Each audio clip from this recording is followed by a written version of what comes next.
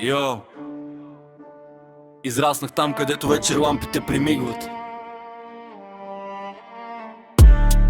А малките отрано разбират какво е липса.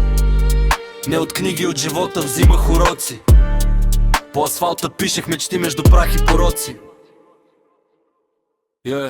Панелите си вино, вътре кипи живот. Майките будни чакат синовете до късен час. Блок, бащите мълчат уморени от смени, а ние навън градим характери, не е само проблеми. На ъгъла братята с цигара и план. Всеки иска изход, но не вижда таван. Тук думата тежи повече от подписи лист. Ако кажеш до мен, значи стоиш до финалния свист. Помня студени нощи и празен хладилник, но в очите ни гореше огън, не беше привик. Събирахме стотинки за мечти по-големи. Сега събирам спомени от улици емблеми. Те говорят за дрип, за кули и за чейнз. Аз говоря за брат, който изчезна без фейм. За майка ми, дето не спеше до 3, чакаше ключът да превъртих в врати. Тук лоят ти не е капшен под снимка. Кой ще дойде ако паднеш в дупка? Кой ще вдигне телефона в 4 без 5? Кой ще каже спокойно брат, аз съм отпред? Видях как пари променят лица, как приятели стават просто имена. Как някой продава душа за аплоз, за други мълчат, но носят своя кръст. Не съм ангел, кварталът ме направи корав. Научи ме да гледам напред, не назад. Да падам, да ставам без никой да види, да крия болката, защото улицата не пита. И всеки белег по мен има своя история. Не е за жал, това е моята теория. Чако минеш през мрак и останеш човек, значи вече си спечелил най-важния чек. Сега стъпам по-силно, но помня откъде.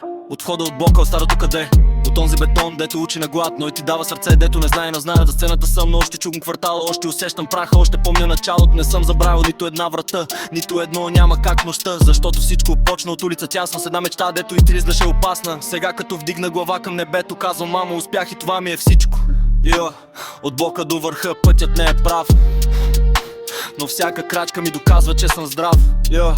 И ако утре пак остана без нищо, ще почна от нула, защото улицата е в мен завинаги истински.